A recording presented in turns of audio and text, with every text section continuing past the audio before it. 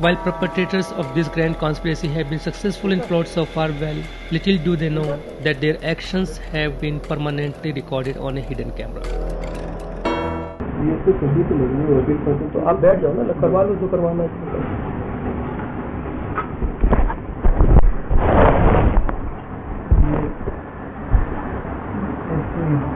मैं आपको खोल दो ना उसको,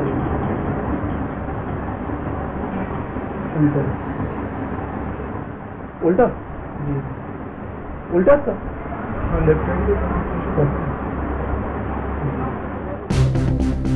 Govind Purohit may be way down in the hierarchy of this political conspiracy, but he, Amit Shah's front man in the grand scheme of things. Take a look at this chain of command from Amit Shah to Govind Purohit. Amit Shah's defense lawyer is Ram Jethmalani. Bhupendra Yadav is one among Jethmalani's battery of lawyers and an MP from BJP. Manoj Dwivedi is appointed by Bhupendra Yadav to get a wakalatnama signed from Narmada Prajapati. Govind Purohit is a lawyer from Manoj Dwivedi's office who is appointed to collect Narmada Prajapati's signature on the wakalatnama. Govind is fully aware of the gravity of situation that he an integral part of. He knows the importance of wakalatnama that he managed to get signed by Narmada Prajapati. He is also aware of the disturbing connection of Amit Shah that has emerged in the CBI investigation of the fake encounter case. He fully understands that Narmada Prajapati's wakalatnama is a potent catalyst in weakening the case against Amit Shah.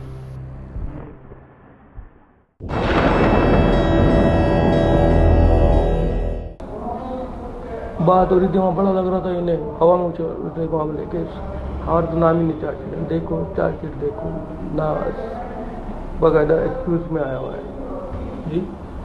जब case शुरू हुआ मतलब वहाँ पे investigation चल रही थी पिछले 1.5 साल से, तो पॉलिटिकल सर्कल में बात करो ना किसी से, बीजेपी या इधर उधर कहीं भी, तो सब प्रो थे कि नहीं आएगा नहीं आएगा, तो केस में इसका अमित का नाम नहीं आएगा। एंड आई वॉज कॉन्फिडेंट, मुझे पता था। And finally that proved.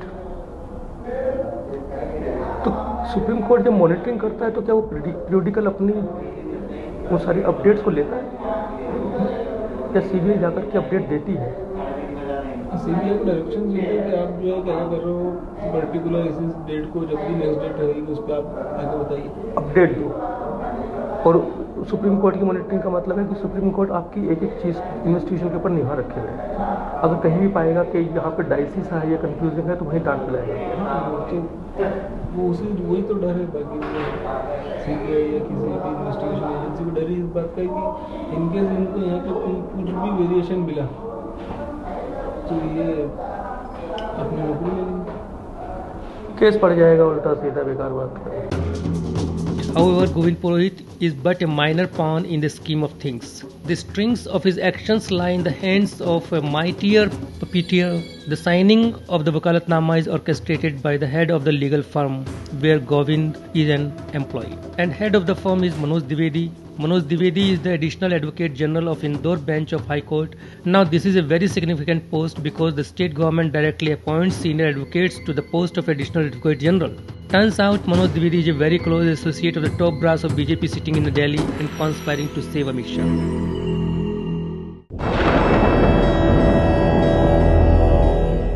तो ये मेरा एक थोड़ा सा एप्रीहेंशन था। मैंने कहा आप अपने लेवल पे या तो टैकल कर लें, उधर बेन जी बिजी रहते हैं। पहले वाला मामला दूसरा था, पहले वाले भूपेंद्र जी दूसरे थे। अभी सांसद महोदय बनने के बाद क्या हो गया है कि अब तो सज्जन पहचानते नहीं है, तो मैं मेरे से नहीं बर्दाश्त होता। हम थोड़े सेंसिटिव हैं, उस दिन में आपने थोड़ा महसूस किया होगा, तो मैं किसी को बात ही नहीं करता। एक टास्क था जो भी था वो हुआ, अब चीज़ें आगे बढ़नी चाहिए। And she should not contact me, हमारे कोई लेना देना नहीं है इस चीज़ के अंदर। अभी मैं पहुंचता हूँ तो गुजराती की ये पेपर वेपर हमें दे दिए जाते हैं, what sort of things she is trying to convey me, है ना। ये अपने से कोई लेना देना नहीं है। तो हुआ क्या बीच में, द गाय केम, वो दिस गाय, सेकंड पार्टी, उनको वही सब साइन वाइन चाहिए होंगे, वकालतनामा वगैरह के। तो वो नाउ शी इज सेइंग कि मैंने एक दिन तो उसे टाल दिया। तो मैंने देखो भाई मेरा कोई लेना देना नहीं है, देयर इज समवन गाय, और उन्हें मैंने पैसे ऐसे दिए नहीं थे, तो हो सकता है इसलिए उन लोगों ने आपको टच नहीं किया होगा, तो मैं पैसे ऐसे दे दूँगा, वकील साहब वगैरह आपसे बात कर। तो now you please give directives and try to just, because if you are get in touch then things are, ये इतनी सी बात है। All speculation about Manoj Dwivedi's involvement in the project to save Amit Shah will be put to rest in the following video. Listen in to his confession that he has been in touch with Bhupendra Yadav and Prakash Javadekar. ठीक है ना, करा दें, है ना। इसके अलावा अगर ये है कि आप या तो बात कर लो भूपेंद्र जी से, आप जो भी हैं, मतलब मैं just want to remain in other thing. ये चीज़ें थोड़ा सा परेशान है कि ड्राइवर को पकड़ो, ये पकड़ो, वो पकड़ो।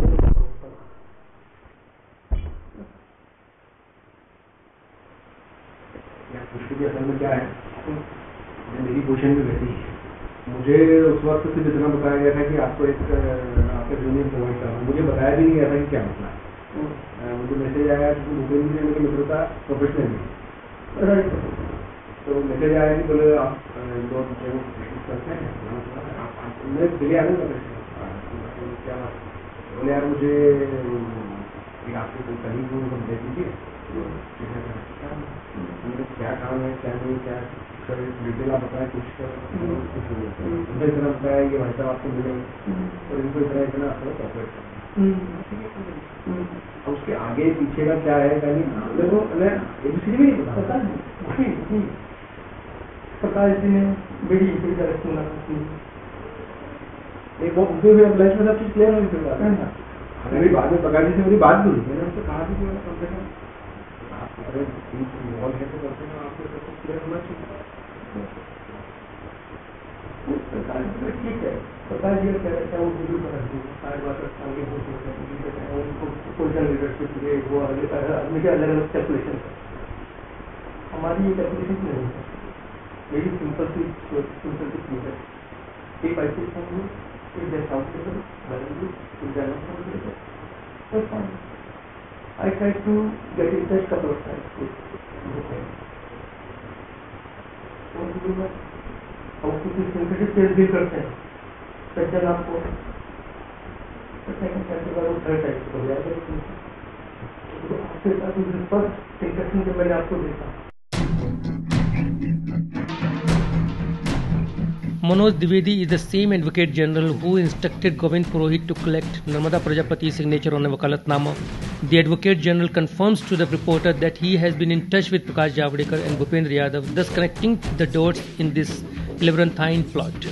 In the meantime, preparation is in full swing to weaken and finally obliterate the Tulsiram Prajapati fake encounter case. All forces antagonistic to the case were on the rise and pressure started mounting on the Prajapati's family.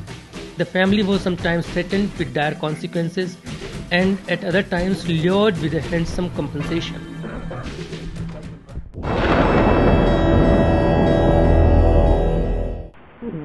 Last year से ये कितनी बार लोग आए, अमित वगैरह के लोग, अमित शाह के लोग ये आए थे 2 बार। इस बार तो उसी बोलने आए थे, दोबारा फिर मतलब उसका क्या राजीनामा ले लो, अमित शाह के बारे में। हाँ, अमित शाह के ये जो तुम्हारे रिश्तेदार वगैरह आ रहे थे,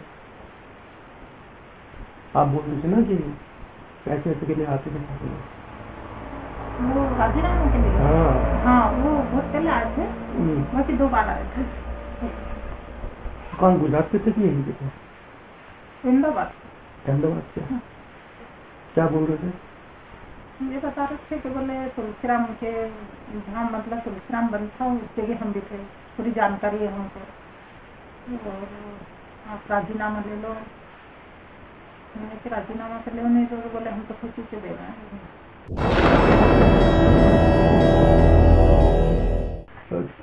इस पूरे मामले में ये लोग आ रहे थे तो फायदा किसका था? अगर आपसे राजीनामा करवा रहे थे ऐसा तो उन लोगों ने तो क्या रहने का था, अमित शाह का कोई था। हाँ। आपको क्या फायदा? हाँ, कोई फायदा नहीं। घर का लाल चला गया, तुम साले अब आ रहे हो, तो ये तो धंधे करने आ रहे ना तुम हमारे पास। तो अब तुम्हारे मन में क्या है, सच की लड़ाई लड़नी है? अम्मा सच्ची लड़ाई लड़नी है मेरे को, बाकी बात ये है कि बाहर की जानकारी मेरे को नहीं मिलती है, मतलब कुछ अंदाजा नहीं रहता है कि एक तो क्या- अखबार समाचार क्या अच्छा होता है, क्या बुरा होता है ये पता नहीं है। हाँ। तो लोग आया था ना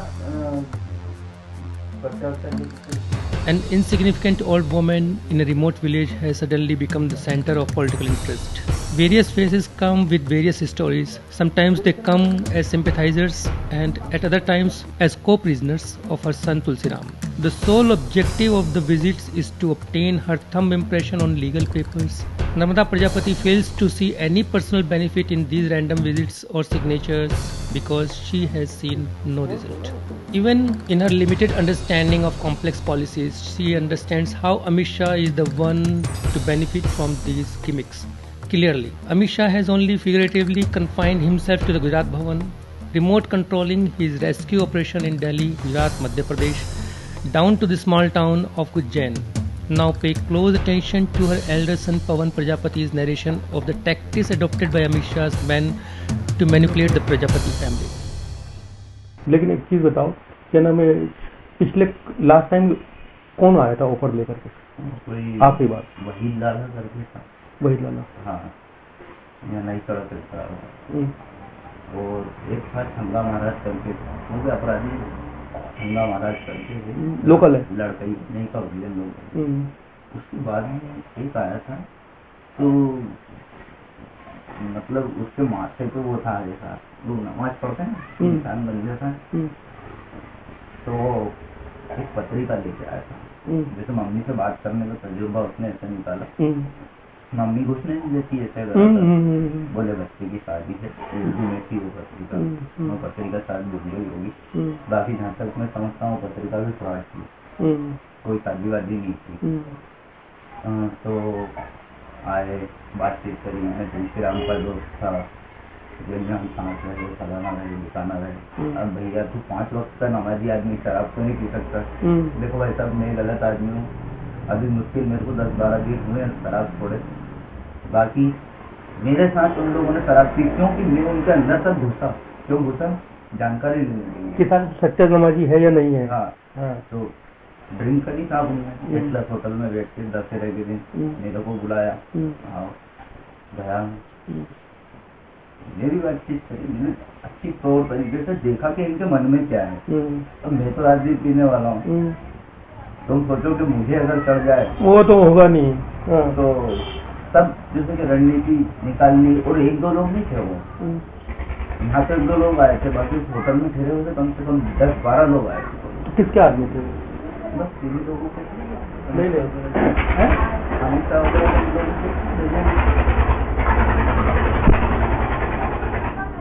किसके लोग? किसके लोग लिया बेटा 2 कप है पवन? किसके लोग थे? अमित शाह के भेजे हुए थे। हाँ, तो उन्होंने जिक्र किया अमित शाह का? कुछ भी जिक्र नहीं था, बस इतना ऐसी बातें चली उनकी।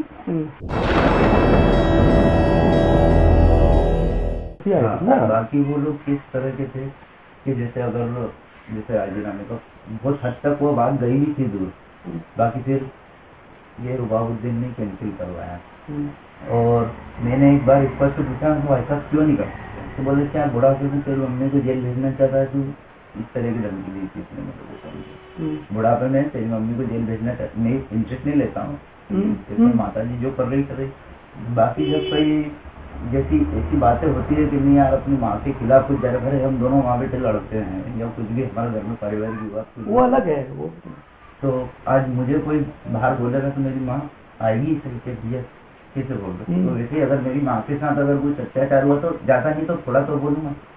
तो मैंने इसकी बात होती, बोले कि बुढ़ापे में तुम्हारी मम्मी को वो कराओगे क्या, जेल कराओगे? मैंने क्या हो सकता है कोई कानूनी फंदे में उग जाए। हाँ, कागज को भी साला कोई साइन चुन कर रखा हो। हाँ, तो वो लोग भी इस तरीके से कि कुछ ज्यादा पैसा लेके और कम पैसा इधर लेके राजीनामा करवा ले इस तरह। तो राजीनामा करके ये पैसे का देके फायदा किसका था? राजनीतिक रूप से फायदा? हाँ, राजनीतिक रूप से तो अमित शाह का ही फायदा था और जो IPS लोग बन रहे हैं उनका फायदा था। ये सब लोग मिलके और पार्टी को भेजा था।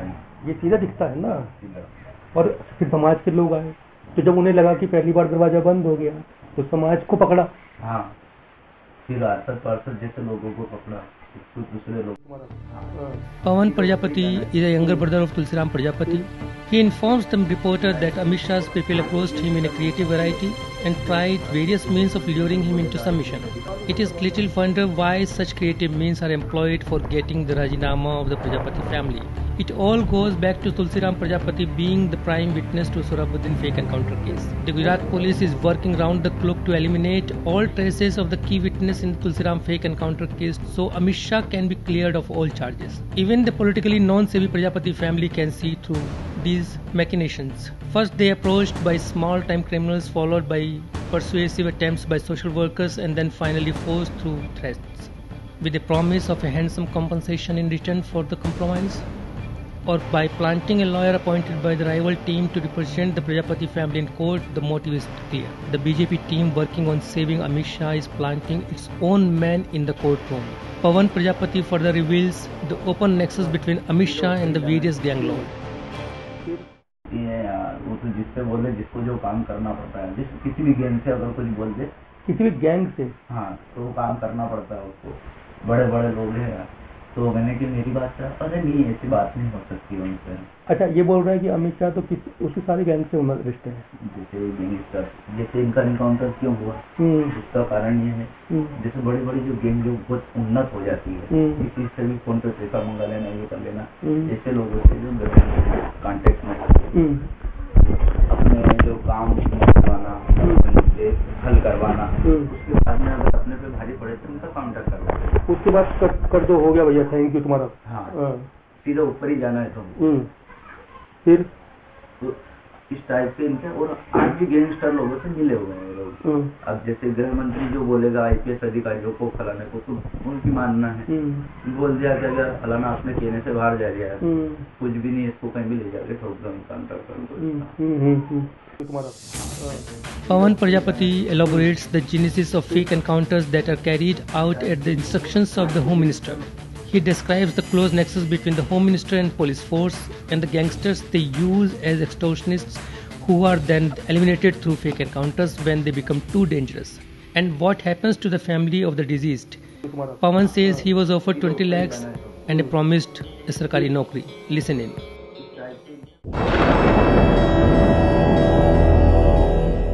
नहीं, उस मीटिंग में फिर हुआ क्या? उन्होंने कैसे ये जिक्र तुम्हारे दिमाग में आया कि साला ये लोग मतलब अमित शाह का फायदा कर रहे हैं? उस समय अमित शाह का नाम ओपन नहीं हुआ था।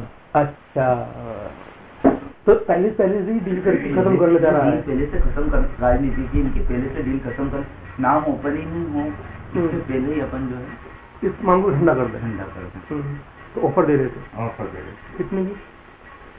20 लाख रुपए बोल रहे थे, 20 लाख रुपए दे देते हैं, और मुझे बोल रहे थे कहीं नौकरी लगा देंगे, तुम्हारी सरकारी नौकरी लगा देंगे फलाना। तो अमित शाह का नाम लेके थोड़ा डराने की कोशिश कर रहे थे कि ये लोग तो बहुत पावरफुल है, ऐसा कर देंगे। नाम नहीं लिया उसने, किसी व्यक्ति विशेष का नाम नहीं लिया उसने, बाकी सिर्फ कितना पता है पावरफुल लोग हैं।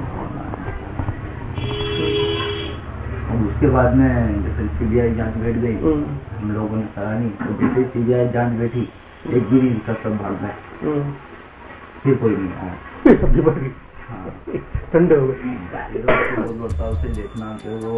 Pawan reveals how Amit Shah's men showed great interest in the Prajapati family by offering lakhs of rupees and promise of a job in a public office. The objective was to do whatever it takes to nip the case in the bud through police investigation and not let the matter reach the CBI. Prajapati family was offered various carrots but finally dropped like a hot potato after the Supreme Court ordered the CBI to take up the case. Pawan says, 20 lakh बोल रहे थे, 20 लाख रुपए दे देते हैं, और मुझे बोल रहे थे कहीं नौकरी वोकरी लगा देंगे तुम्हारी। जैसे ही CBI जांच बैठी, एक भी नहीं देखा, सब भाग गए, ठंडे हो गए। But the course, there is one person who benefits the most.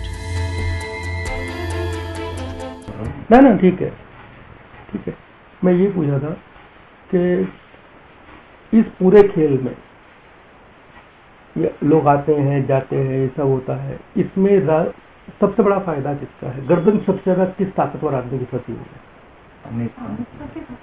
उन्हीं को फायदा है, उन्हीं की तरफ से आ रहा है। ठीक है, और इस लड़ाई को इतना आगे बढ़ा करके पैसे की डील कौन बड़ी कर रहा है? तो बात नहीं कर रहे। तो इसका मतलब दो बड़े लोग आपस में बैठ के कब चाय पी लेंगे कोई जानता नहीं है। ये तो ईश्वर को पता है, ये सब भगवान को पता है। मगर कुल मिलाकर के ये जितनी भी लड़ाई है, मुझे तो नाटक सा कई बार दिखता है कि ये तो एक नाटक है जो कुछ ताकतवर लोग खेल रहे हैं और एक सिंपल सा जो गरीब इंसान है उसे पिक्चर का पता ही नहीं है चल क्या रही है।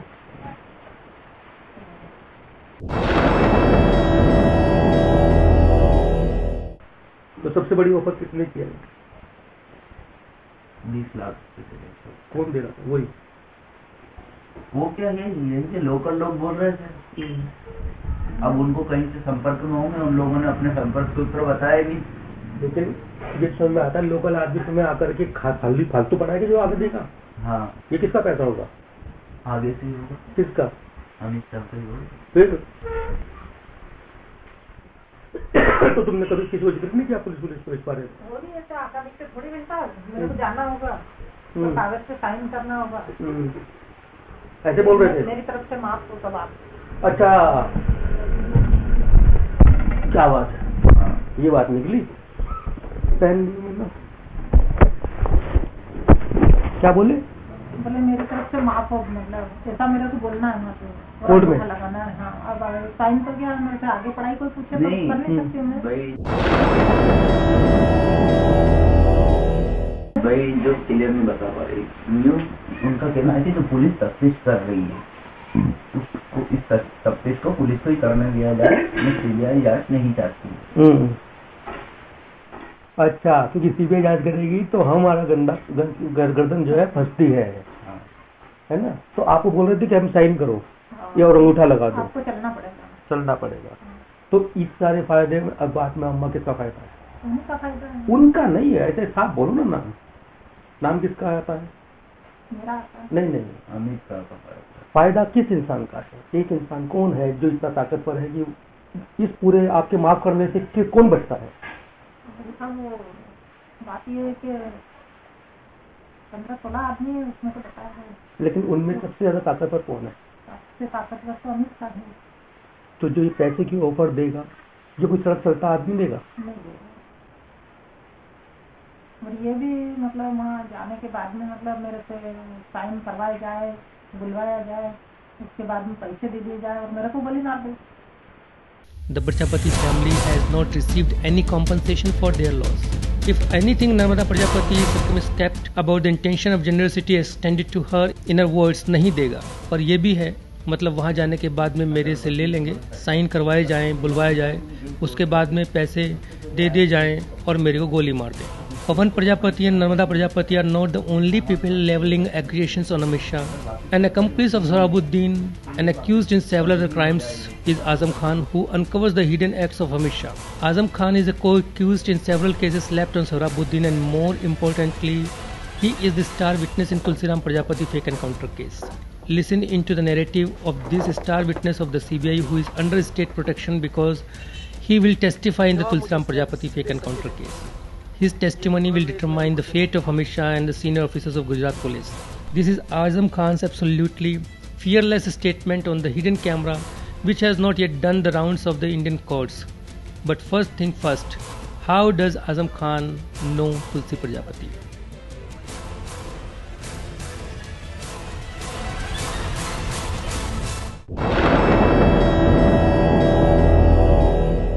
तुम्हारी जो सोहराबुद्दीन से, सिल्वेस्टर से और तुलसी से मुलाकात हुई थी, वो कब हुई, कैसे हुई?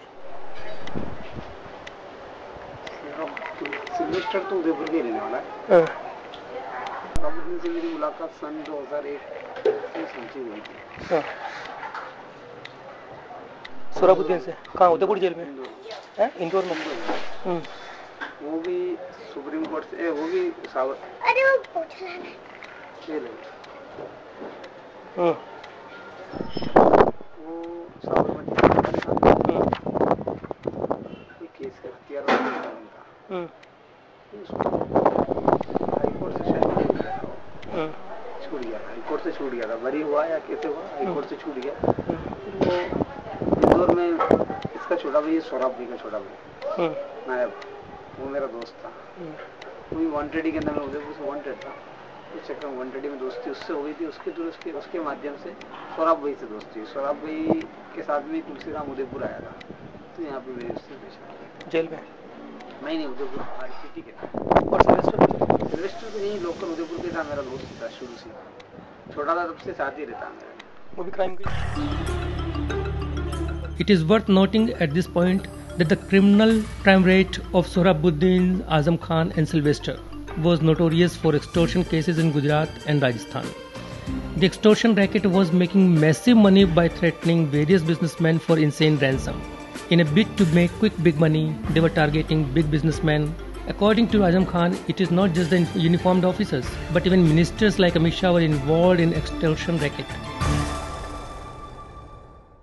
चुड़ासम्मा के और बंजारा के संपर्क में कैसे आए? सौरभ भाई में आप लोग दोनों सब? मैं इनके संपर्क में नहीं था। मैं तो सौरभ भाई के थ्रू जानता था। हाँ। तो क्या किया बंजारा के लिए और चुड़ासम्मा के लिए?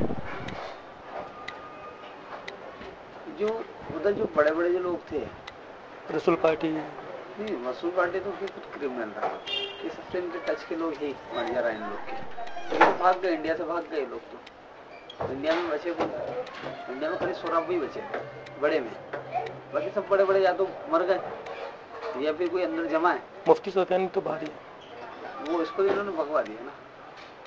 किसने भगवाया? ये तो यहाँ इनका गुजरात पुलिस ने भगवाया उसको। A little background is warranted here. Azam Khan and Tulsiram Prajapati spent 8 months of their prison time together in Udaipur jail in Rajasthan. They were accused in the murder case of gangster Hamid Lala in 2004.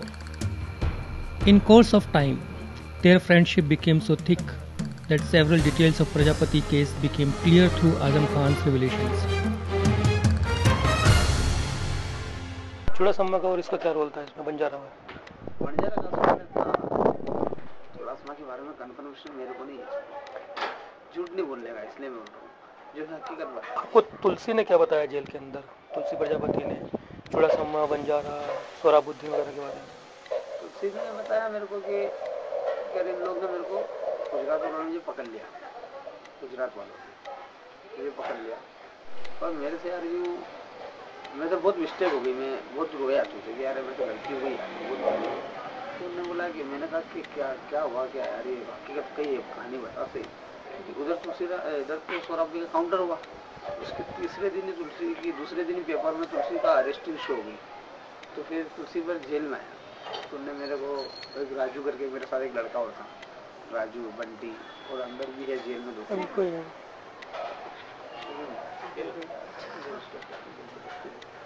बात कर लेंगे, थोड़ा भेजा सही रहेगा। तो उसने मेरे को बोला कि जो मैंने कहा सच्चाई की है इसके अंदर, या मतलब कारण क्या हुआ, सौरभ भाई कैसे जमा हो गया, तू उधर पकड़ा गया, सौरभ भी वहाँ पकड़ा गया। तो मैंने कहा पॉसिबल ही नहीं है, तो कोई नहीं आ ऊपर। तो मैं बहुत भारी मिस्टेक हुई यार, तो चूतिया बना जाए, मैं फोन नहीं कि गुजरात बना।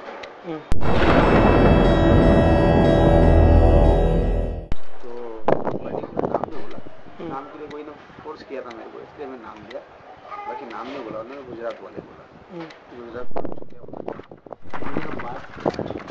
क्योंकि यार मुझे पकड़ लिया था, बड़ा आया था, उन्होंने मुझे अरेस्ट कर लिया, भाई पकड़ा, अरेस्ट नहीं पकड़ लिया। फिर उन्होंने मुझे प्रलोभन दिया कि देख ये तो छोड़ देंगे, सौरभ को तो पकड़ा दे। मैंने कहा मैं सौरभ को कैसे पकड़ूंगा, तो सौरभ को बुलवा ले, कि नहीं मेरे बुलाने से तो नहीं आएगा, मैं फोन करके बुलाऊंगा तो नहीं आएगा। तो मुझे पूरा विश्वास मिल गया कि देख हम सौरभ को नहीं मारेंगे, कुछ भी नहीं करेंगे, हमें सौरभ पे यार हमारे पे बहुत प्रेशर है कि सौरभ ने इतने बड़े बड़े लोगों को धमकी दे दी और फायरिंग वायरिंग करवा दी, तो यार हमारे पे बहुत बड़ा प्रेशर चल रहा है, राजनीतिक प्रेशर। अगर सौरभ को अगर तूने पकड़ा दिया तो सौरभ तेरे को तो हम छोड़ देंगे, सौरभ को भी केस बना के उसको जेल पहुंचा देंगे, वो महीने 6 महीने में छूट जाएगा वो। तुलसी उनकी बात में आ गया, फिर तुलसी को उन्होंने छोड़ भी दिया, पूरा भरोसे में ले लिया उसको कि हाँ भैया अपना आदमी है, उसको जैसे मालूम तुलसी को नहीं से भाग कर सकते ही नहीं है, तो कुछ चूतिया बना के अपन भाग भी जाएंगे, अगली बार हाथ आती मार देगी अपन को। तो फिर तुलसी राम को जब उन्होंने छोड़ा, तुलसी उनके पूरे भरोसे में,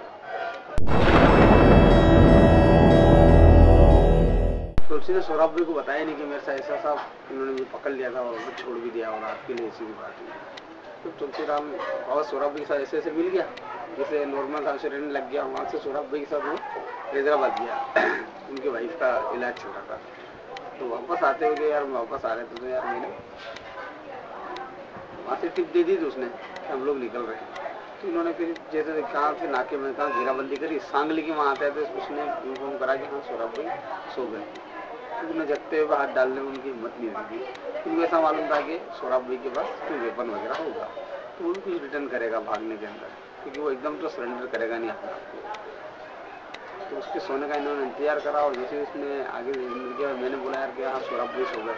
तो फट इन्होंने गाड़ी रोकी और रोक के फटफट अंदर आ गए और उतार लिया तीनों को नीचे। फिर हमें ये इंदौर ले आ गए। इंदौर में किसी फार्म हाउस पे लेके आए। पूरे किसका फार्म हाउस ये तो मालूम नहीं, किसी का फार्म हाउस पे लेके आए।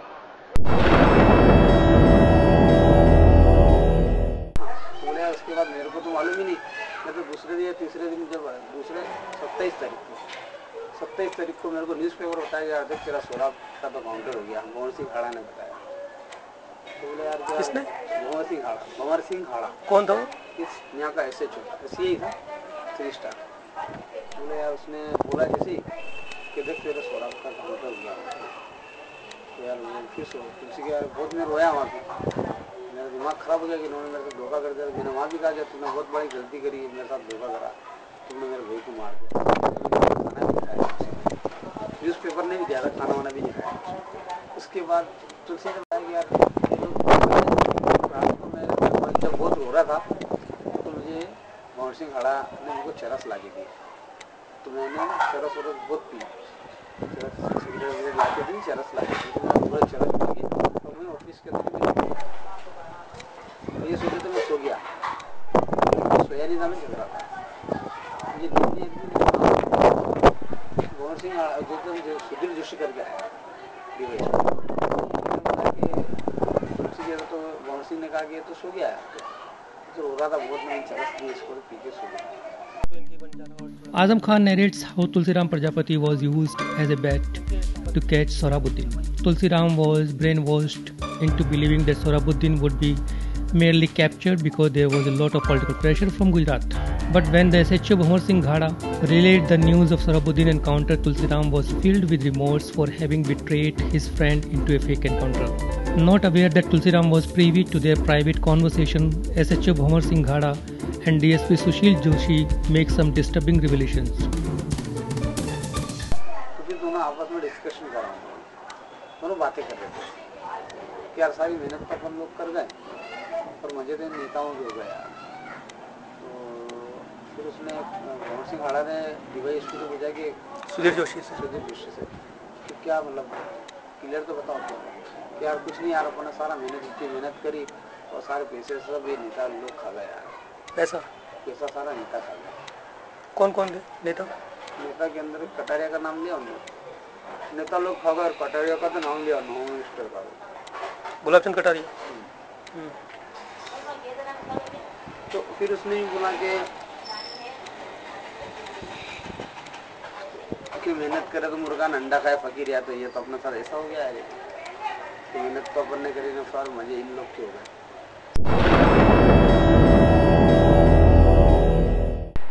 जो पैसे वो RK वाला पैसे दे रहा था 20 करोड़ रुपये की फिरोजी मांगी थी, सौरभ भाई नहीं मांगा। मैंने मना कर दिया था इनको, मतलब ये बहुत खतरनाक आदमी, खतरनाक बोले तो बहुत बड़ा आदमी है, इससे पंगा मतलब गवर्नमेंट इसके ऊपर चलती है, ये गवर्नमेंट पे नहीं चलता। कोई भी सत्ता में रहेगा गवर्नमेंट यहाँ पर राजस्थान में वो इसकी अधीन ही रहेगी, चाहे वो कांग्रेस हो या चाहे मैंने इनको मना करा था इससे पंगा मत लो, तो भी इन्होंने उसकी उंगली कर दी थी, उसको कड़ी बड़ी दे दी, मैं उसको धमकी दे दी, उसको बोल दिया था Scorpio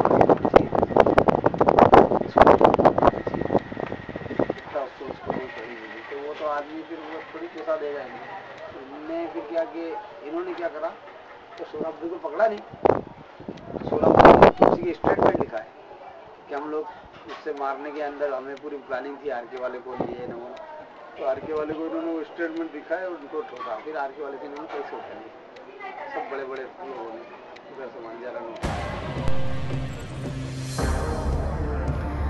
Azam Khan is a star witness of the CBI in Tulsiram Prajapati fake encounter case and provides all the missing links in the fake encounter of Sohrabuddin Sheikh and Tulsiram Prajapati. You just heard him describe the intricate details of how the Sohrabuddin fake encounter case was orchestrated and how Tulsiram Prajapati was used as a bait to trap Sohrabuddin. Azam Khan's fearless narration now implicates former Rajasthan Home Minister Gulab Chand Kataria in the Sohrabuddin fake encounter case. After eliminating Sohrabuddin and Kausar B, Tulsiram Prajapati was naturally the next victim of a fake encounter. Banjara ने गुजरात से बंजारा ने भेजा जाता था, लेकिन गुजरात में बंजारा ही खेला था। और इसने कटारिया के लिए तो इनने बोला, सुधीर जोशी ने बोला कि कम से कम 20 करोड़ रुपए लिए। अभी किधर है सुधीर जोशी? डीवाईएसपी या में है डीवाईएसपी, डिप्टी डीवाईएसपी को बोलते हैं। हाँ डीवाईएसपी। फिर उसके बाद तुलसी और हम साथ जेल में रहे, कम से कम 6 साल, 1 साल तक पूरे जेल में रहे। 1 साल के अंदर तो तुलसीराम हमेशा कहता रहेगा बहुत बड़ा धोखा करा अपन साथ, अन्ना को ठोक दूंगा, इस अन्ना को ठोक दूंगा। अन्ना कौन? अन्ना बोले दिनेश अनिल के लिए। दिनेश अनिल डीवाईएसपी एसपी दिनेश अनिल, इसके अन्ना को भी ठोक दूंगा और बंजारा को भी ठोक दूंगा। उसके हमेशा ये कमेंटमेंट मतलब मार्केट में एकदम बिल्कुल पॉपुलर हो गए थे। इतना ज़्यादा बोलता था, तुलसी डरता किसी से था, बहुत तेज था वो लड़का। ना जाने उनकी बातों में कैसा आ गया था वो अल्लाह जाने। बाकी वो लड़का था वो लीडर, तो इतना खुले ही बोलता था कि जिस दिन मैं भाग गया जेल से उनको ठोक दूंगा। ये बात एक इन्फॉर्मर, जेल में एक इन्फॉर्मर था अहमद जावेद नाम का, हिम्मत नगर, वो इन्फॉर्मर ही था वहाँ का, अहमदाबाद का इन्फॉर्मर था। यहाँ पे भी फिर पुलिस ने इसको यहाँ की पुलिस को बोल दिया होगा तो यहाँ की जेल की सारी इन्फॉर्मेशन को पास करता था। तुलसीराम उसके सामने कई बार बोला कि दिनेश अनिल को मार दूंगा। वो बात उन्हें फॉरवर्ड कर दी। वो बात जो फॉरवर्ड हुई ना, उस बात से क्या ये लोग सब टेंशन में गए, तो इन्होंने क्या करा कि हम दोनों को मारने की तुलसी को Azam Khan's statement makes it disturbingly clear how extortionists sit in high-powered political seats and have senior police officials dance to their tunes. Sohrabuddin's growing notoriety was becoming a menace to the businessmen and ministers alike. Renowned RK marble traders moved political power and police force to put an end to Sohrabuddin's life. अच्छा, CBI कहती है कि सोहराबुद्दीन को popular house firing case के अंदर फंसाया गया था, तो तुलसी ने तुम्हें कभी इस फायरिंग केस के बारे में बताया? नहीं, फायरिंग हुई थी, सचमुच में हुई थी, झूठा नहीं बताया। फायरिंग करी किसने की? पॉपुलर बिल्डर में, हाँ, उसके ऑफिस में। सोहराबुद्दीन ने की थी? सोहराबुद्दीन उदयपुर में। हाँ, मैं उदयपुर में था, तो मेरे को सोहराब भाई ने घर पर बुलाया। मैं फ़ोन किया उनको, उनके नंबर पे मैंने फ़ोन किया, क्योंकि मैं स्टडी से फ़ोन करता हूँ उनको। मैंने फ़ोन किया, मैंने कहा कि भाई कहाँ हो? तो बोले घर पे हूँ। तो मैंने कहा क्या कर रहा है? बोले तुम यहीं आ जाओ। मैं उनके घर पे गया, तो वो जो घर जिस घर में वो रहते थे ना, वो घर मेरी बुआ का मकान था। अच्छा, यहीं उदयपुर में? उदयपुर मेरी बुआ का एक बंगला है, वो खाली पड़ा हुआ। तो मैंने सोहराब भाई को रेंट पे दिला दिया था। मैंने कहा बात कही हुई, तो बोला कि यार पॉपुलर वाले पे यार अपने जो पैसे बाकी थे उसकी 35 करोड़ रुपए वसूल। 35 करोड़ रुपए फिरौती नहीं है, वो वसूली का काम था। कोई मांगता था उसके अंदर, मणिलाल शाह करके। मणिलाल शाह है गुजरात का एक बड़ा फाइनेंस है, उसने इनको फाइनेंस किया था 35 करोड़ रुपए। तो 35 करोड़ रुपए की यार ये साला अपन को 1 करोड़ रुपए दे दिया था पहले इसने, रमण दशरथ पटेल लोग भाई 1 करोड़ रुपए तो दे चुके थे लोग, बाकी पैसे दे ही देते। तो सोहराब भाई ने फायरिंग करी इनके ऑफिस के अंदर। अच्छा,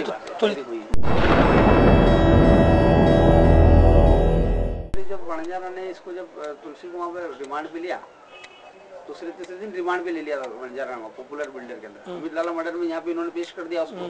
पेश करके जैसे भी नहीं हुआ और जेल के गेट से गुजरात पुलिस लेके चली गई, एटीएस वाले। तो वहाँ पे तुलसीराम को बंजारा ने बोला था कि तेरे को भी भेज देंगे अगर ज्यादा करा तो चुपचाप आराम से रहे, तेरा खर्चा हम सब संभाल लेंगे, तेरे को वक्त आने में तेरे को बेल दिलवा देंगे, थोड़ा आराम से रहे, तेरा जेल खर्चा वगैरह हम संभालेंगे। इसका जेल खर्चा संभाला भी है उन्होंने, तुलसी ने बताया था। खर्चा मेरे सामने दिया ना, मेरे सामने खर्चे की किसने दिया? इनको वहाँ के यहाँ पर हम कोर्ट में पेश भी जाते थे। अच्छा, पुलिस वाले देते थे? हाँ, नहीं पुलिस वाले नहीं, एटीएस वाले। उनका ड्रेस कोड नहीं था। अच्छा, रेस कोर्ट सिविल में रहते थे? सिविल में। तो कोसरबी की मर्डर के बारे में क्या बताया उसने? कोसरबी की मर्डर में तो मेरे को भी तो मेरे सामने भी तो उसने अपने चुड़ा चुकाई, उसने क्या बना मैं वनजारा ने बोला कि तेरे को भी भेज दूं क्या कोसरबी और सौरभ के बाद जहाँ पे उनको भेजा, मैंने कहा तेरे को भेज दूं क्या? ये बात वनजारा ने बोली? वनजारा ने, क्योंकि मेरे को भी इनने रिमांड पे लिया था नहीं, बहुत मारा था इनने मेरे को। अच्छा। बहुत इलेक्ट्रिक शॉट दिया था और यस कराया था। बोले कि बोल तेरे पाकिस्तान में क्या रिलेशन है, तो सिम्मी का आदमी है। मैंने कहा सर देखो मैंने आज तक कभी भी देश के खिलाफ कोई काम नहीं करा, मैं टेररिस्ट नहीं हूँ, मैं क्रिमिनल हूँ, लेकिन मैं अपने एरिया तक ही सीमित हूँ।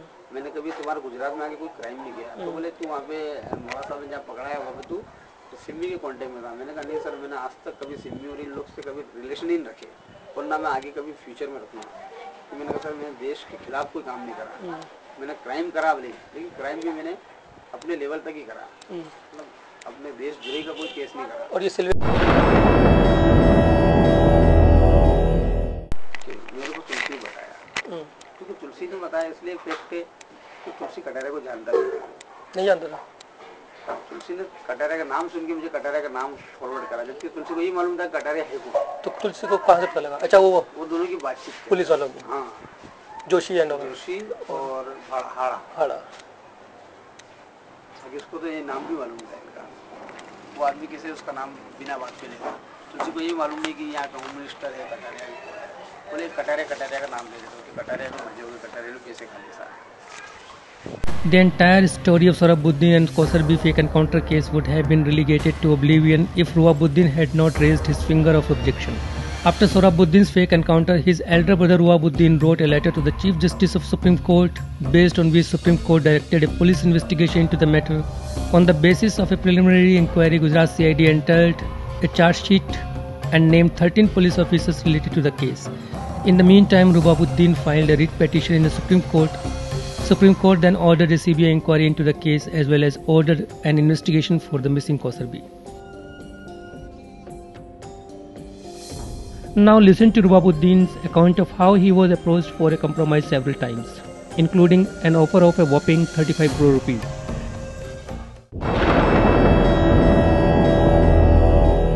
को पैसे की ऑफर आई?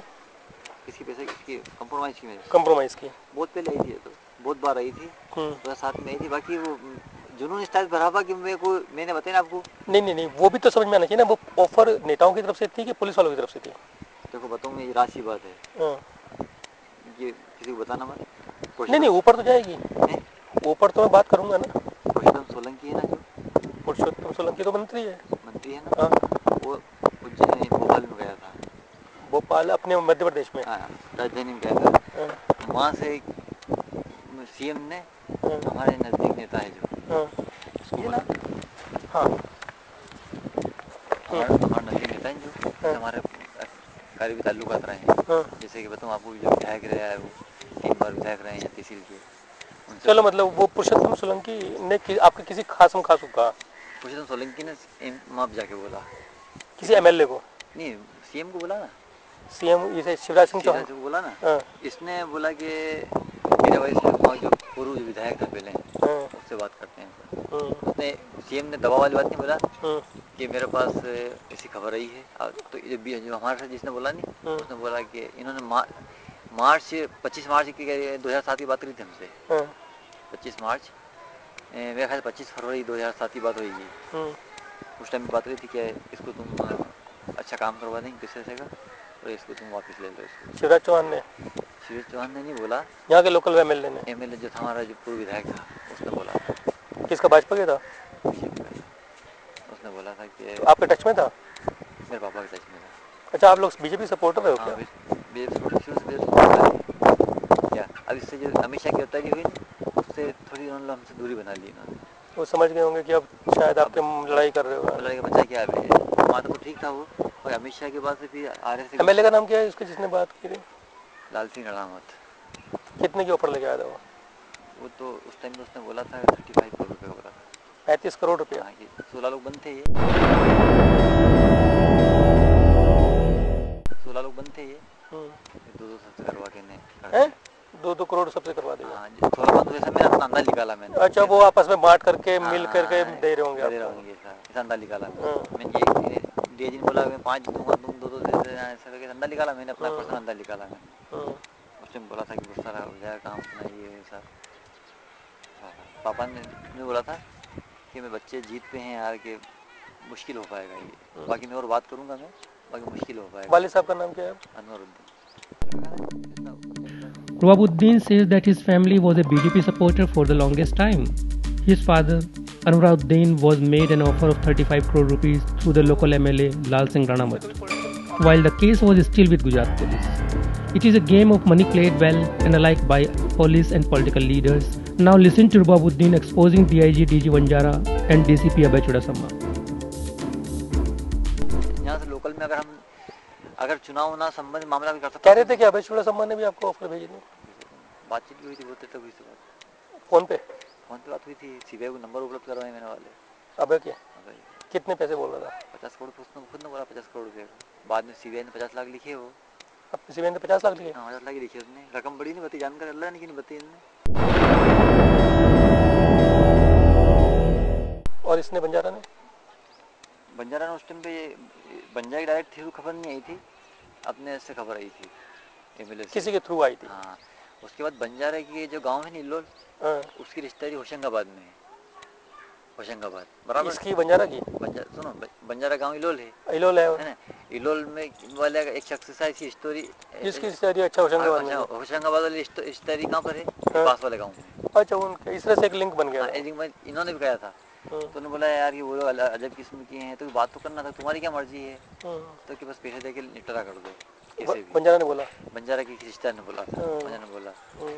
तो उन्होंने बोला यार वो अजब किस्म के लोग हैं यार, वो जिद्दी मिजाजी लोग हैं, वो थोड़ी ना कर ना रहेगा वो तो यार क्या। अमित शाह ने कितना दिया था? अमित शाह ने कहाँ दिया था? मतलब कितनी ऑफर? अमित शाह ने ऑफर कुछ भी नहीं करा अभी, धमकी दी थी। अमित शाह से उसके थ्रू धमकाया, वो खाली उसने मीडिया के थ्रू धमकाया था उस टाइम पे। नहीं, मीडिया तो अलग हो गया, कभी आमने सामने बात, कभी दाएं बाएं से। इसने चुड़ासमा ने बहुत बात हुई थी इसके बारे में, अमित शाह बारे में बात नहीं करी थी, ऐसा मुझे लगा कि उसके बारे में बात करता था मेरे से। अमित शाह ने फोन पे क्या बोला? इसने क्या नाम चुड़ासमा ने एक बार फोन पे बोला मेरे से कि वो खुद कॉल करता था, आप करते थे? आजम था नहीं जो, आजम वो उदयपुर वाला, हाँ दाढ़ी वाला आजम, मुझे फोन लगाया, भाई मैं छूट के आ गया हूँ मैं, तो मैंने कहा ठीक है। उसके थोड़े दिन बाद आजम का ने मुझे फोन लगाया कि नहीं ऐसी सब बात करना चाहती है। ऐसी? अभय चुड़ासमा। अच्छा, ऐसे करके बोलता है? ऐसी। अच्छा, ये सब है ऐसी चुड़ासमा। तो ऐसी सब। Chudasama calls Ruwabuddin to Ahmedabad and invokes his sympathetic relationship with Sohrabuddin. Clearly, the law enforcement agents are involved in a different game outside the court. For all the carrots offered, Ruwabuddin does not fall for DCP Chudasama's sweet talk. Number बात करी, बोले आओ अहमदाबाद आओ मिलो, आपका फायदा होगा उसमें, आपका भाई मेरा दोस्त था, आपके भाई ने बात करी थी, तुम नहीं करी होगी शायद आपसे, और आप भाई कितना मेरे से ताल्लुकात थे, ये मैंने क्या कि अहमदाबाद आता हूँ मैं, ऐसी बात नहीं है। अच्छा, मतलब वो अभय चुड़ासमा का आदमी है? कौन? आजम था किस टाइम पे, फिर बाद में क्या होगी, अगर अपन रात दिन मिलेंगे तो आपको मिजाज समझ सकूंगा मैं, फोन पर समझ सकूंगा मैं। तो फिर क्या बोला चुड़ासमा ने आपको? चुड़ासमा ने बोला था कि मेरे साथ में आके ने गांधीनगर मिलो। गांधीनगर? अच्छा। हाँ, साथ में खाना खाएंगे, बैठेंगे, करेंगे अपन, तो आपको फायदा होगा इसमें। मैंने कभी बुरा नहीं सोचा आपका, आपको कभी बुरा नहीं सोचा, ठीक। आपको कभी उत्तर बता था कि मैं क्या था, आपको उत्तर बता था, मैं आपकी क्या बताऊँ आपको मैं, आप यहाँ मिलो। तो आपसे कभी यार आपको अहमदाबाद में घुसे आप, बस आपको परेशानी नहीं आएगी। मैंने आता हूँ अहमदाबाद में, आता हूँ बराबर आता हूँ उनसे मिलने के लिए, इस टाइप से बातचीत करी थी उन्होंने। मतलब कभी धमकाया नहीं? उनकी जमान में कड़वास थी, देखो थोड़ा नाराज तो थे। हाँ, कड़वास थी। बातचीत का अंदाज ये था कि फोन से अपन इसको इसी कड़वास जाहिर करो ताकि डर जाए ये, समझ रहे? बोलने का अंदाज जो था नहीं वो। कितनी बार बात हुई होगी? मेरे ख्याल से 3 बार बात हुई थी, एक बार नागदा हुई थी, 2 बार जिंदगी में बात हुई थी। तो हमेशा आजम ने करवाई? आजम ने करवाई हमेशा, उसने नंबर भी दिए थे मेरे को चुड़ासमा ने। अभी भी है नंबर वो? शायद होंगे, मैंने रखे नहीं थे, नहीं वो सिम कार्ड था जो, उस सिम में नंबर थे उसके। नहीं, पर्सनल नंबर है उसका कोई? पर्सनल नंबर था सी मेरे ख्याल से, देखो बताता हूँ आपको, मेरे भाई तो ये नंबर दिया था मेरे को उसने।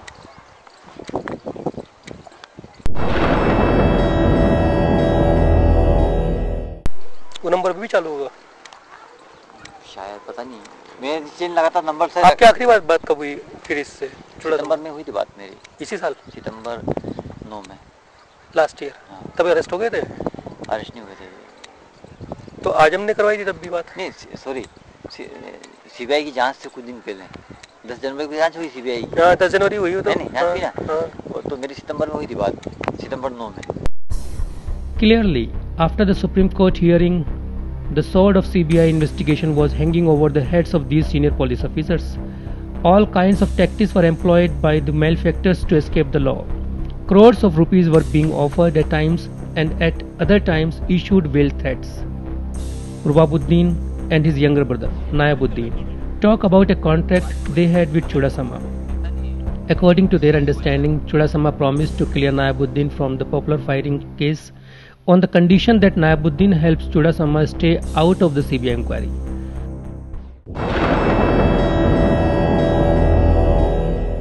चुड़ासमा का बिहेव कैसा है तुम्हारे साथ? ठीक? मैं तो डायरेक्ट तो हूँ नहीं कोई, फिर भी ठीक है, वाया में है। और इतना कुछ मैं इतना भरोसा तो करता नहीं हूँ। देखो, लेकिन खिलाफ जाना है उसके या नहीं जाना है? मैं खिलाफ जाऊंगा बिल्कुल। लेकिन आप तो कह रहे थे कि आपको पॉपुलर केस है तो वही निकालेगा। तो अभी थोड़ी जाऊंगा। वक्त देख करके, मतलब वक्त देख के ना, अगर पलटी मारनी जरूरत पड़ी तो मारूंगा, नहीं जरूरत पड़ी तो नहीं मारूंगा। मैंने ये नहीं कि उसके थ्रू में पैसा कमा लूं, पैसा मेरी जरूरत है, लेकिन ऐसा नहीं कि उसके थ्रू पैसा ही कमाऊंगा मैं। केस से निकल जाऊंगा, मतलब मेरे को केस से निकलना है, शादी करनी है, समझ रहे नहीं? उसके बाद मेरे को फ्यूचर प्लान में, जैसे मैं अभी मेरी जो ताकत थी LLB करने की, तो इतना तो करूं कम से कम, वकालत तो करूं। Nayabuddin was also involved in the popular building house firing case, which is under the supervision of the Gujarat police. Tired of a life full of hide and seek, he wants to embark on a fresh start. However, with a criminal case hanging over his head, the dream of a fresh start is far from coming true. Chudasama strikes a deal with Nayabuddin. Chudasama will facilitate all charges against him provided Nayabuddin helps keep Chudasama out of CBI inquiry. नहीं, CBI ने तुम्हें बोला था वहाँ पर कि चुड़ासमा के खिलाफ जाना है, क्या किया? जो अखबार में आया कि तुम हॉस्टाइल हो गए सीबीआई का, जो था विटनेस हॉस्टाइल हो गया। मामला ये है सीबीआई का कि सीबीआई ने जो मैंने बातें मुझसे मुकरा नहीं, मैंने नहीं लिखी थी। अच्छा, वो अपनी तरफ से उनका जो उन्होंने उनके हिसाब से बनाई थी, क्योंकि उससे तो चुड़ासमा से दुश्मनी हो जाएगी यार। वो तेरे को कैसे केस से निकालेगा? केस से निकाल नहीं पाएगा ना वो तेरे को। वो पॉपुलर केस में तो मदद चाहिए ना उसकी। पॉपुलर केस में है कुछ भी नहीं, लेकिन वारंट तो है नहीं। वारंट तो है ना। वो तो जिस दिन भी बोर्ड पे आएगा केस, तो बोर्ड पे तो आए नहीं। परेशान तो कर ही रहा है ना वो। 6 सालों को बोर्ड पे नहीं आया अभी तक, तो बोर्ड पे तो आएगी। उसमें अगर तेरे को मदद चाहिए तो वो चुड़ासमा कर सकता है। और चुड़ासमा से मदद अगर चाहिए तो तुम्हें उसके साथ खड़े रहना पड़ेगा, या कम से कम उसको दिखाना पड़ेगा कि हम तेरे साथ हैं। और अगर तुम खुल्लम खुल्ला सीबीआई के साथ चले गए फिर तो क्या होगा? ये सही। क्या बोलता आपका दिमाग? मेरा दिमाग जो बोला वो करा मैंने, समझ रहे नहीं? मैंने किसी सलाह नहीं ली, मैंने मेरे को ये अच्छा लग रहा है ये करूँगा मैं। अरे तुम्हारे ऊपर केस ही नहीं खत्म होगा तो तुम क्या काम करोगे आगे? हाँ, केस ही खत्म नहीं कर पाओ, वाइट ही नहीं कर पाओ अभी तक। तो फिर क्या होगा ना? अब ये एग्रीमेंट कब हुआ था इससे, चुड़ासमा से? चुड़ासमा से क्या, ये जो अपना काफी टाइम हो गया उसका। तो उसने मदद के लिए बोल देता। हाँ, बात हो गई थी मदद, लेकिन उसने बोला था कि आप मेरे खिलाफ मत जाना। उसने भी तो कुछ मदद मांगी होगी ना? उसने यही बोला मेरे से, अपने तक ही रखना बात, कि ये लड़ाई जो है ना, पे तुम्हारी मेरी नहीं रही है। उसने बड़ी कसम भी खाई। कसम खाने में उसका आत्मविश्वास भी था, ऐसा नहीं कि हवा में खाता है नहीं कसम। एक जैसे आप बात कर रहे हैं, बात में वजन है। मैं अभी आपके उठ के जाने के बाद अगर बात में वजन नहीं हुआ तो फिर हमें बात करेंगे यार, बात में दम नहीं था। बिल्कुल बिल्कुल बिल्कुल। तो बात में वजन दिखता है। बिल्कुल, ऐसा नहीं है कि कुछ भी बोलेगा ना कुछ भी मान लेगा। बात में वजन था उसका। तो कसम खाई उसने, फिर क्या बोला कि मैं मदद करूंगा, कि मैं तुम्हारा कभी भी नुकसान नहीं करूंगा। क्या तुम्हारा मैंने कभी नुकसान करा क्या? क्या? और जो गलती से नुकसान हो गया उसके लिए मैं माफी मांगता हूँ। नुकसान क्या हुआ, सोहराबुद्दीन के पास से कट्टा मिला था तो मैंने केस बनाया यार। क्या बोला फिर बाद में? एग्रीमेंट किस बात का था? क्या? बस ये है कि मेरे से फायदा ही होगा, तुम्हारी सुरक्षा का ध्यान रखूंगा मैं। कि मतलब वो ये चाह रहा था कि आप सीबीआई में मेरे खिलाफ बयान मत दो। हाँ, चलो ठीक है ना। तो मैंने कहा कि जो अपनी बात हुई है वो तो मैं दूंगा, जबान पूरी करूंगा। मतलब नहीं, मतलब तुम्हारे मेरे जो बात हुई, तुमने 50 लाख का ऑफर दिया था, आजम यहाँ आया था, तो आजम वहाँ लिखाएगा, मैं यहाँ नहीं लिखा हूँ, ये झूठ नहीं बोलूंगा। तुमने 50 लाख का ऑफर दिया था मेरे को, मैंने ना बोल दिया था, अपने बात हुई थी, इस नंबर पे हुई थी, वो सब मैं बताऊंगा, वो नहीं छुपूंगा। उसके अलावा तुम्हारे खिलाफ कोई बयान नहीं दूंगा मैं, आगे से नहीं दूंगा। अगर सीबीआई जैसे कोई झूठा लेके, अब वो सीबीआई ने लिख लिया तो झूठा, अच्छा, तो मैं झूठा पड़ा नहीं उसके सामने। बहुत पुरानी बात है, आज की बात नहीं, 6 महीने से काफी टाइम हो गया। वही ना, दिल्ली में ना लोग कंफ्यूज थे, दिल्ली में कहने लगे यार वो हॉस्टाइल हो रहा है, सीबीआई को सपोर्ट नहीं कर रहा है, तो पता नहीं वो उनका नहीं हो गया, इनका तो नहीं हो गया। मैंने कहा देखिए, जाए बगैर हमें सच पता नहीं चलेगा, जब हम जाते हैं तो जबान पता लगा। अरे उसने वो जो एग्रीमेंट जो मैंने दिया था बयान, वो उसको अमित शाह किसने यूज नहीं करना था, उसको तेरी जमानत के लिए बयान यूज करना था, तो वो उसके एग्रीमेंट से फिर गया। वो कौन सा बयान था वो? कि ना मेरे को चुड़ात्मा ने धमकाया, ना कोई लालच दिया, ना सुप्रीम कोर्ट से अर्जी वापस लेने का बोला उसने। अच्छा, ये आपने अपने तरफ से बोल दिया उसको बचाने के लिए, लेकिन उसने अपनी जबान नहीं पूरी की, उसने बयान नहीं पूरी, उसने अमित शाह को उसमें नहीं लगाना था, उसको उसने अमित शाह में लगा दिया। किसने लगाया, वकील ने या सीबीआई, किसने? मेरे साथ तो गलत करान थे ना, तुम्हारी जमानत के लिए कोशिश कर रहा था, मैं अमित शाह के लिए थोड़ी कर रहा था।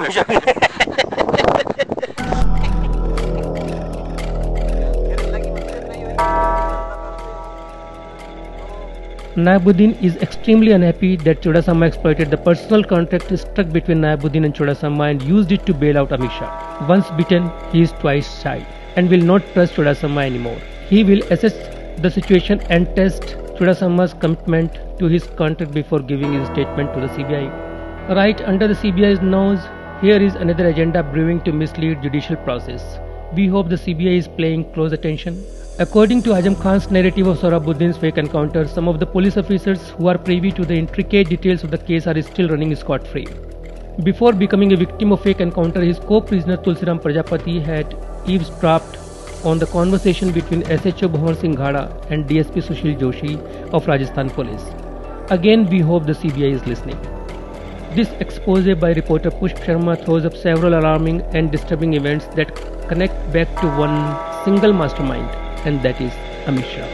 Amit Shah is out on bail in Tulsiram Prajapati fake encounter case, but the matter is still sub judice in the Supreme Court of India. Amit Shah was granted bail based on an affidavit that he submitted that he will not influence any witness while on bail. However, the kingpin devises a brilliant mechanism to violate his bail condition while keeping himself invisible. He makes Gujarat Bhawan his physical den and engineers his rescue operations in 3 states through remote control, hatching a conspiracy while on bail to facilitate his own acquittal by subverting the judicial process. While the BJP leaders are busy saving their skin, their deputies in the capital are busy executing the orders of Amit Shah. The objective of this undercover investigation was to expose all the players in this game of political conspiracy, saving the former Home Minister of Gujarat. And somewhere in remote Ujjain, Narmada Prajapati is clueless about one political pot boiler that her fate is engulfed in. The big question is, will there be justice? Will the CBI open its eyes to the conspiracy of these political leaders executed right under its nose?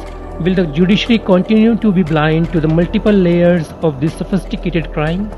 Here is the evidence, and we, the people, are watching.